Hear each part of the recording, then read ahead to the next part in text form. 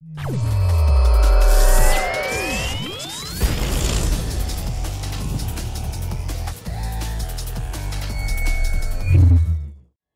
guys, and welcome to a new video. Today I want to show you the Space Lord's cock on fire. Well, that actually sounds a little bit different and awkward, and you guys are perverts. I'm talking about a cast-on crit Ice Nova assassin with Cosprey's, which is something that is kind of matter these days, right? That's why I thought I'll take it to the extreme and build an Eternity Shroud, all-shaped warlord, hunter, fancy-looking, yeah, Cosprey's assassin here, right? And this character is kind of the extreme version that you can play as a cast-on crit, talking about probably, in my current state, about 8 to 10 million Shaper DPS, and it's been quite intense, I gotta say. I've did a couple of Awakener 8 carries today on stream. I just finished my Uber Elder, which was deathless. Like, all the content, never mind if it's like, as I said, Uber Elder, Uber Atziri. In Delph, sadly, still no Owl found, but a couple of Awakener carries. The Conquerors melt within like 2 or 3 seconds. Like, this build is quite intense, and there is a couple of fine mechanics tuned into this. For example, the Ephigon with the Brutal Restraint, which gives me a second sight keystone and stuff like that. I want to talk about the gearing process that I went through, what special things I built into this, for example, with the Amulet, the triple curse setup, and so on after the map showcase.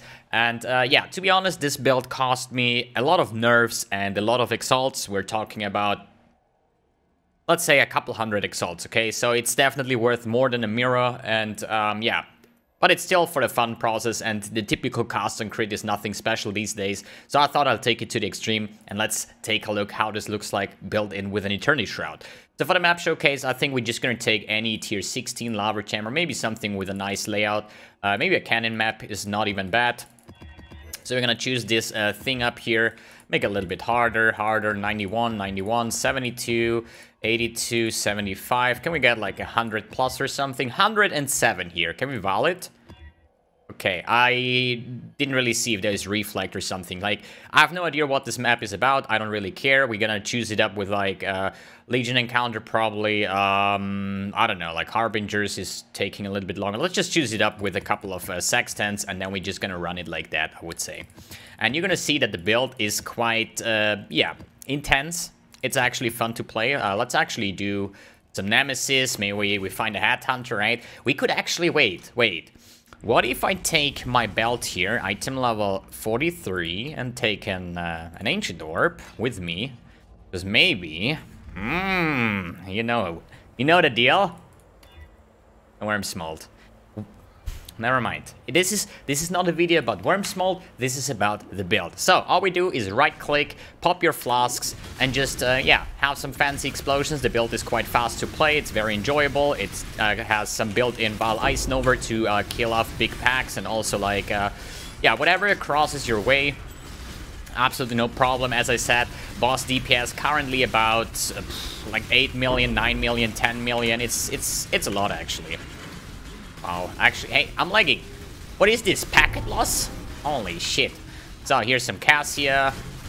Here's some more. I don't even know what mods these are, but this is Awakener 8, obviously, since I'm like playing on Awakener 8 for quite some time now, since I'm actually activating it for the first time on my Bane Pop Occultist. So I've never been anything lower than that. So let's just pop this one. Oh god, is this the shit boss with the poison? I think it is. Okay, 1, 2, 3, 4, 5, 6, 7, 8 modded Cassia. I think we're just gonna skip the turrets for now. Just popping Val Ice Nova. Let's just pop some things here. So I don't really care about the turrets because we have enough clearing and enough damage to just, yeah, kill off these dudes without any big deal. But yeah, as you can imagine, with a build that expensive, you should be able to do quite all the content, right? But as I said, I was interesting how what DPS numbers I could reach with my own version of a cast and crit build, and yeah, it turned out pretty awkwardly good, I would say. I mean, obviously, it's an Eternity Shroud build, means that we have a lot of damage, but we not really have a lot of survivability. Although this character is now level 91, I was like level 81 today in the morning, so we made like 10 levels here today. As I said, with Awakener carries on top of that, not all of them were deathless, cause yeah, I think Awakener is something like skill based, I would say. And yeah, so good. Here's some more, here's some more. You can actually choose up your damage if you pop your like for example Valrighteous Fire, and you put your Wither Totems with you. Hey, can you leave my pump in pepperoni, please? Thank you very much. Okay, here's some more, there's some more. And there you go, 8 modded. Is there anything good? Should I care about the loot? Actually, you know what? I don't want to make this video longer than I have to, so if there is a golden oil or anything good, we're gonna pick it up. Otherwise, we're just gonna skip the rest for now. It doesn't matter. So let's go to the boss. And this time, like before I forget, I know this is the poison dude, right? So you better make sure to have the Shakari poison immunity, cause yeah, this boss sucks actually if you don't have poison. He will just make like toxic rain and shit and probably fuck you over. Big Val Eisenhower. Let's go, boys. So popping this one, popping that one. Just some flame dash. Where is the boss? Should be somewhere here, I guess. Is it here? It's here. So first one that, second one that. Ooh, Phoenix map, shipyard, perfect. So here's some more, there's some more. Let's refill the flasks real quick. And yeah, kill the metamorph. It's also very, very nice for metamorphs. Let's see it like here. We're gonna take the hardest. Put down some of these totems here. Pop my Valrighteous Fire and just like kill it within like a couple seconds. As I said, Awakener level 8, these dudes have quite some nice HP and experience, yeah. And yeah, that's the build basically. It's pretty much fun to play, it's fast, it has a lot of damage, as I said. Doing all the content with these, well, with this kind of currency or budget, not too hard, I would say. So anyways, it's still a little bit, or at least a quite interesting build in terms of the mechanics. So we're gonna talk about all of that kind of stuff that I built in, about the chancing progress, about my double influenced items for even more style points. And I would say this build is actually kind of Louis Vuitton, or Swarovski, or I don't know, like quite expensive, I would say. Anyways, so what we talk about first, I would say Eternity Shroud, because this is actually a fire-based build.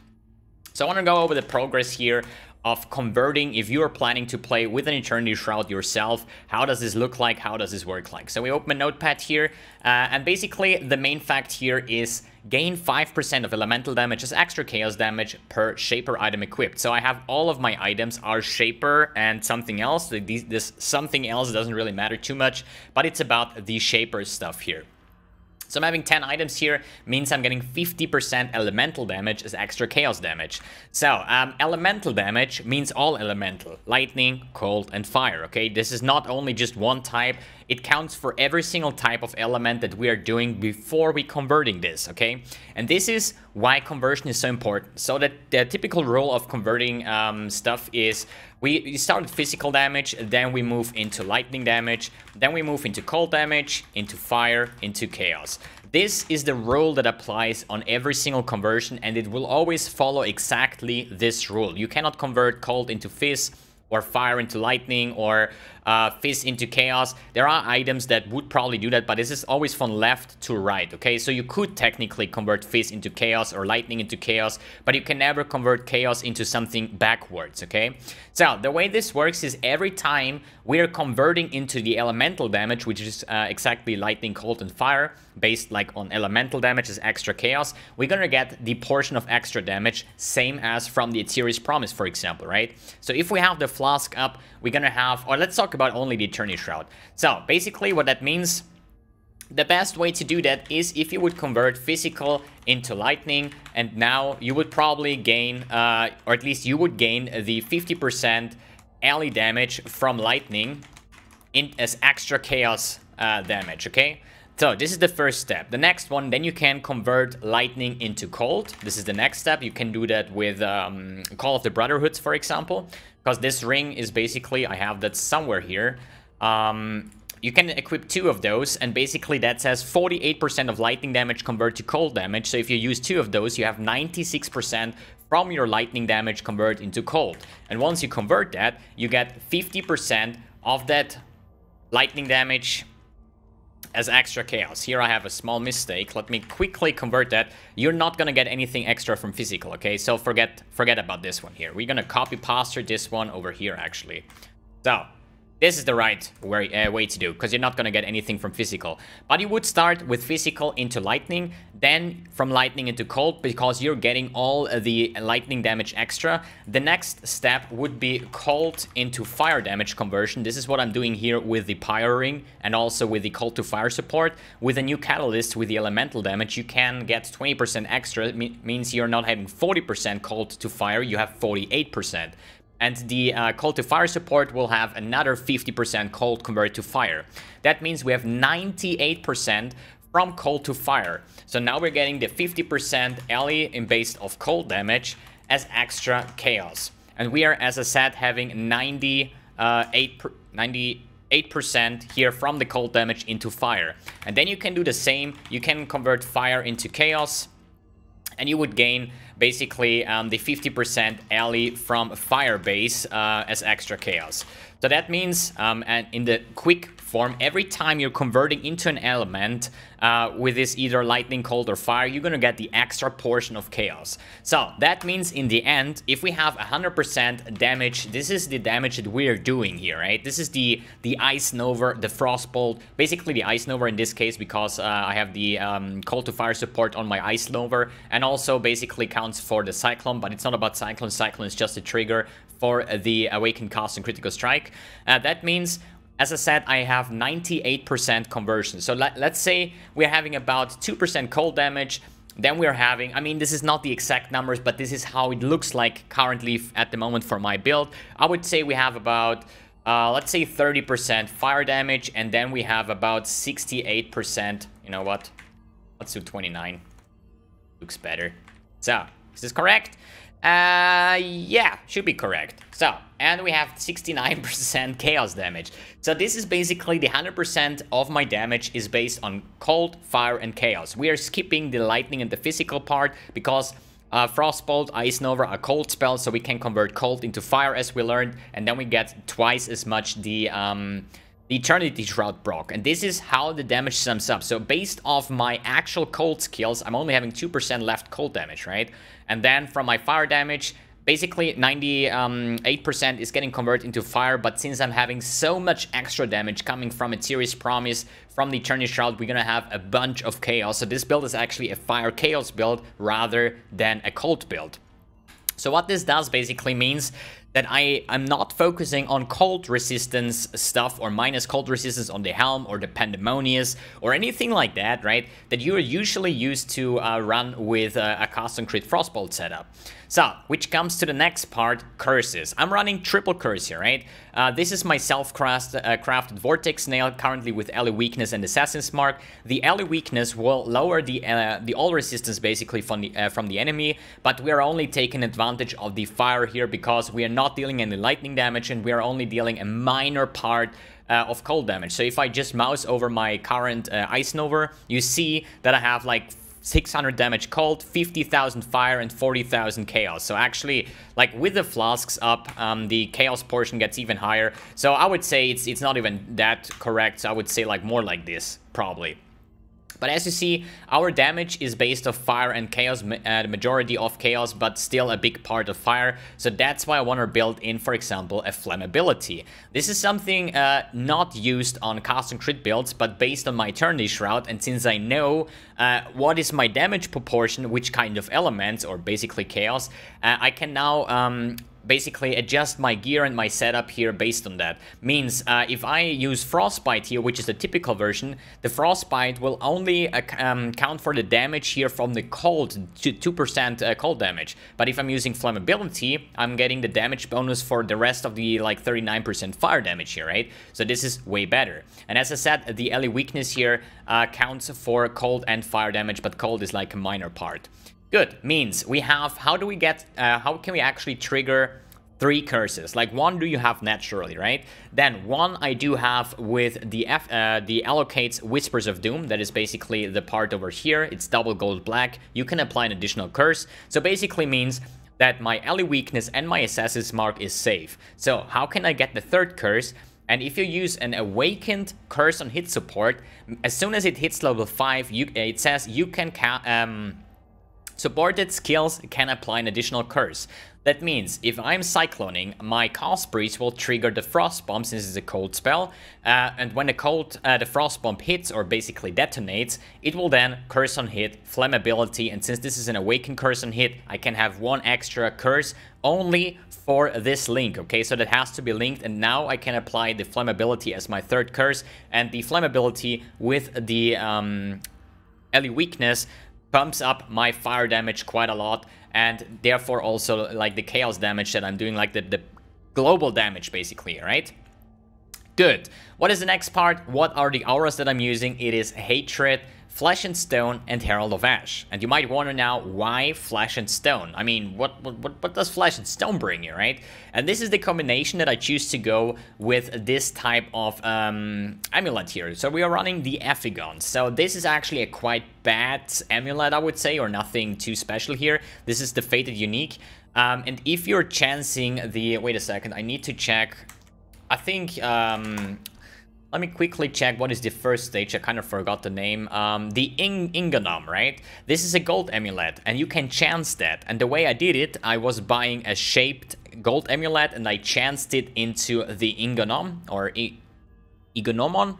And then I used the Blind Faith, where you have to kill Bartol in the Haunted Mansion map, the boss, and it will turn into the Ephigon in this one. And if you chance the shaped gold amulet, the Ingonom thing will be shaped, and then after the prophecy hits, it will stay shaped. And I made a little bit more style points going shaped plus Warlord. You can do that with Awakener Orbs. Has absolutely no use. It just looks cooler like that.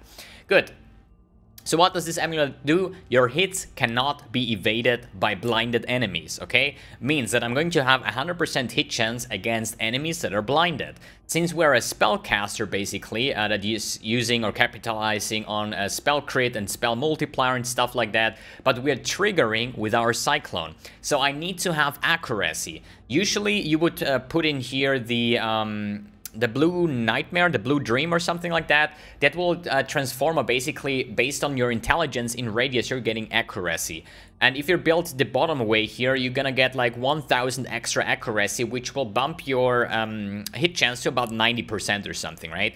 But the way this works is you have, in one hand, you have the Cyclone that has to hit and has to crit to trigger your Ice Nova. Your Ice Nova is based on the cooldown recovery speed that you have.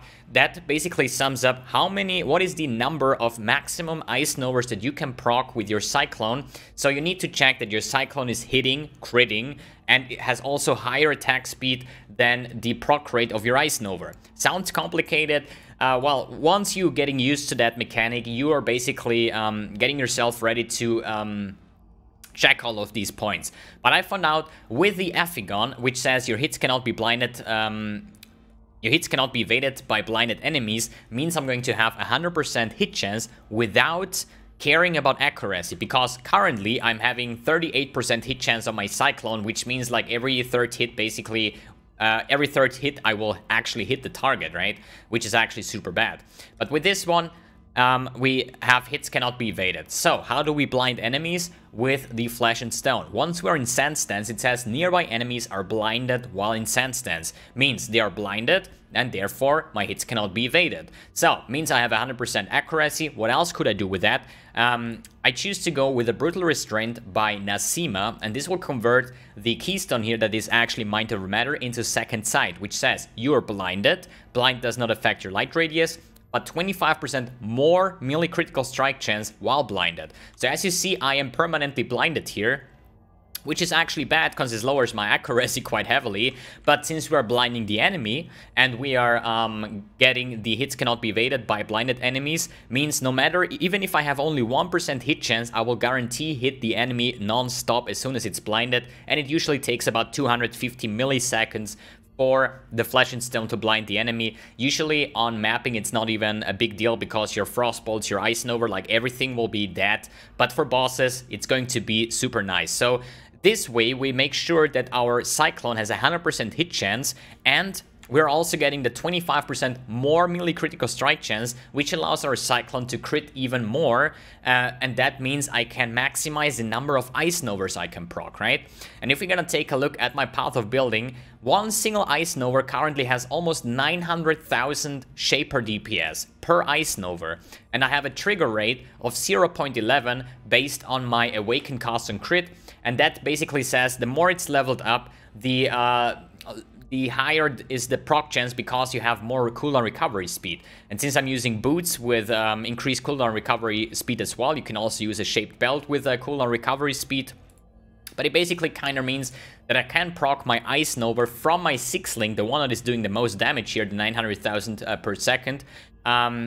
Basically I can proc this one about 9.1 times per second, right? So that means 9 times 9, it's like 8 million Shaper DPS just from this 6-link, and then we have still our Frostbolt that is doing damage, our second Ice Nova that is doing damage, and our Cyclone. And with the setup that I'm using here, I currently have, I think, like 400,000 just Cyclone DPS, 300,000 Cyclone DPS, although this is an actual caster build. So with everything together, with the Cosprey's Frostbolt, Ice Nova setup, the 6-link, the Frostbomb and whatnot, you know, I'm probably doing about, like, I would say 8 to 10 million Shaper DPS at the moment. And once I would level up higher, this is currently level 91, means I would get, for example, 1 maximum power charge, and that would mean that my Ice Nova would be 900,000.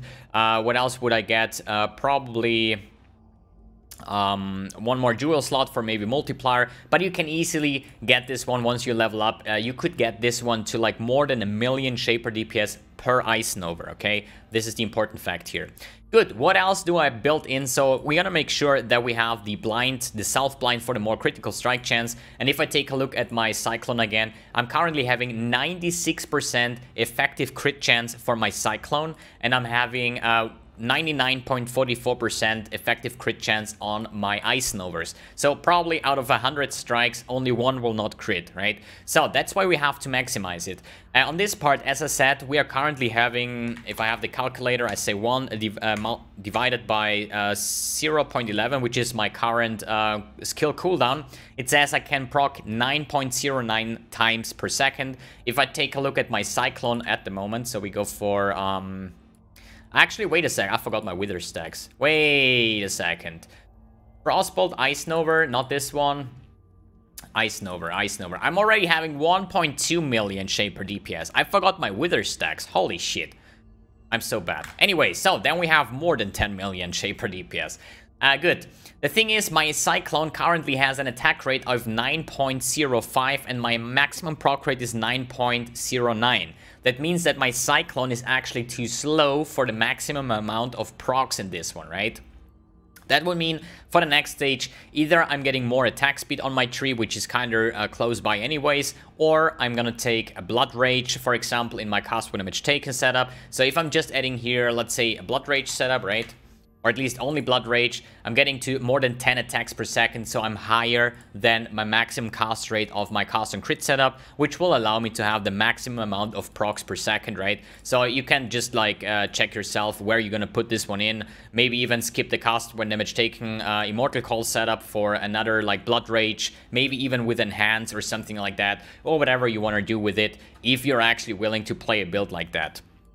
The next fun point here is we have, I'm using a Watcher's Eye with double hatred here with increased cold damage and flat cold, and Path of Building told me that this one is actually the best damage source, cause I thought that I need the hatred crit one, but I'm having so much crit coming from my power charges, from my assassin base crit, from the Bottled Faith, that I'm already on 99 with the Ice Nova here on 99.44. So if I add 1.8% base crit on hatred, that will give me 0.56% crit. So that's minimum, okay? So even though it's a 10x Watcher's Eye and Hatred Crit is the usual thing that you're using, I'm probably getting 1000 DPS, right? And that's why the flat cold damage by Hatred is better, because it counts for both my attacks and for my spells. That one procs then the Eternity Shroud, gets then converted into fire damage, procs the Eternity Shroud again, so I'm getting a lot of damage here. And basically that means we're scaling into cold damage, converting all of that, and always getting the double proc of the Eternity Shroud, since we're converting 98% of that cold damage into fire damage. Good. What else do we talk about? Let's talk about the gear real quick. I choose to go with an Ice Nova Lion Pelt because we're using phase aggro. Means that we are gonna have less armor, less energy shield, and less chance to block, but that doesn't really matter. But Lion Pelt, the evasion rating is the one that counts 100%. Going here with Herald of Ash, Flesh and Stone, Hatred, and Enlighten support. The reason why I go for Herald of Ash and not Herald of Ice is basically we have increased fire damage, we have more spell fire damage, and since we are converting 98% of my cold damage into fire, that is giving me a lot more DPS than actual Herald of Ice. Then obviously Flesh and Stone, as I said, with the Ephigon Amulet, with the Self-Blind to blind the enemies, make sure that you're in Sand Stance and not in Blood Stance. The Hatred, obviously, for the Hatred Watcher's Eye and for the more cold damage. More cold damage means also more fire damage based on my conversion. Then we have dual-wielding Cosplays here with a Frostbolt, the Ice Nova, and Life Leech support. This is basically my current only source of Leech. If you're having another Leech, for example, the Boot Enchant or something like that, you can actually go with the Cold to Fire support in this one as well, and you would basically double the DPS of those two. In my other hand, I have Frost Bomb, Awaken Curse on hit, level 5 to get the additional curse, and Flammability, as I said, based on my increased fire damage here. Then I'm using the Pyre Ring.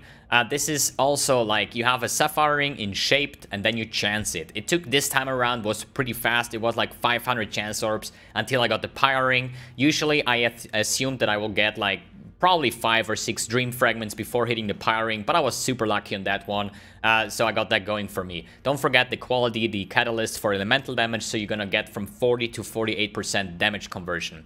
Then on my offhand, this is my self-crested double curse ring. It was a shaped Assassin's Mark ring combined with a Hunter's Ally Weakness ring with the Awakener's Orb, and this is what happened basically. It turned out to be the triple suffixes, and then I slammed it twice for life and energy shield and crafted the channeling skills of -3 mana cost. So my Cyclone currently costs 2 mana only, because like usually on these pure Cyclone Fizz Impale characters, your Cyclone costs 9 mana. But since this is using cast on crit and Ice Nova and stuff like that, my Cyclone costs only 5 mana, so with only a -3, I'm getting it to 2 mana, and since I'm an assassin, I'm having a lot of intelligence, a lot of mana regen. You see that I'm not dropping below 2 mana left on my mana reservation here. Good. What else to talk about? Gloves is just like a Shaped Hunter in this form. I used Shaped faster casting with the Hunter Unnerve. Unnerve is giving the enemy more, they take increased spell damage, which counts for both like Cold, Fire, Chaos, whatever shit, okay? So that's pretty much intense. One thing I want to mention here, once you have full Shaper items, it says hits ignore enemy monsters' chaos resistance if all equipped items are Shaper items. You might wonder yourself, why do you use Flammability and not Despair if your main damage is coming from chaos? This is the right way of thinking, but it says ignores the chaos resistance. So whether it has 100 chaos resistance or -100, it will always be ignored, and ignored means 0 chaos resistance, okay? So a Despair will not bring me anything. Besides, Despair has minus chaos resistance for the enemy, which ignores by the Eternity Shroud, which is useless, but I'm getting a little bit flat chaos damage to my spells, so it gives me a little bit of damage, but compared to Flammability, it's legit nothing. Good. Stygian Vice, that is clear as well. So, let's go for the links. Cyclone, Awaken Cast on Crit, Ice Nova, Ally Focus, Conk Effect, and Call to Fire support. I can't legit use Ally Focus because we're not freezing anything, even though if we are freezing something, I have no use out of that. I'm not having Herald of Ice or something, and Herald of Ash procs on the overkill damage and is not affected by Ally Focus, so that's a nice damage boost over here. For the gloves, I have cast for damage taken with Immortal Call and Flame Dash with Arcane Surge. My gloves have faster casting, so my Flame Dash will be faster, has more mana, and always make sure that your Arcane Surge support is on a level that you can trigger your Arcane Surge on every single use of your Flame Dash. Stitch and Vice, life resistance, nothing too special. Good would be the cooldown recovery speed on the belt as well. For my Abyss Jewel, just like lightning resistance, because I was struggling to get my light resistance full, so that Jewel is like 25k or something. For the boots, I have Vile Righteous Fire. Once you pop that, you get more spell damage. Once this is active, more spell damage means way more Ice Nova damage on top of that. Here I'm having Wither Totem with Spell Totem and multiple totem support, so I can have up to 3 totems. They are casting Wither. Wither says that the enemy is taking more chaos damage, and since our main damage is coming from chaos damage, we're gonna do a lot more damage. Good. Anything else here? Path of Building link is in the description below. For the items here, Watcher's Eye, Double Hatred at the moment. I'm using 2 Frozen Trails to proc 5 Frostbolts. This one with Cursed Silence, because if you're silenced, this is something I learned on this build as well. Cyclone is not affected by a silence because it is an attack, right? But if you're cycloning and you get silenced, you cannot proc your cast on crit because the Ice Nova is a cast. So that's why you need silence as well if you want to make sure that your Ice Novas are proccing. The other one is Corrupted Blood, which is super nice to have. Then I'm having here a typical jewel. This is something how your jewel could look like double multiplier for like global, elemental skills, whatever, cold skills, life, chaos damage. Since we're doing a lot of chaos damage, I got this one for like 7 exalts, I think. So they are kind of expensive. Then the Brutal Restraint by Nasima to get the second sight. And the rest of the jewel slots for the next couple of levels, I would definitely take the Overcharge here and the jewel slot to get a second one of these. And then we're probably going to crack like 1.3 million Shaper DPS or something like that. As I said, Path of Building link is in the description below if you want to check that out, if you're interested, if you think that you can reproduce it, if you want to. Good. Flask setup, Life Flask, could be a Cinder Swallow Urn as well, just because of the Onslaught if you want to. Then Ethereal's Promise, pretty much the same effect as the Eternity Shroud with the LE as extra chaos and Fizz as extra chaos. Don't forget our Cyclone is still doing a lot of physical damage here. Actually, wait, it's not doing any physical damage. Oh, wait, it's doing physical damage, at least a little bit. But you're still gonna get the extra chaos damage. Bottled Faith, one of the best flasks ever in this game here.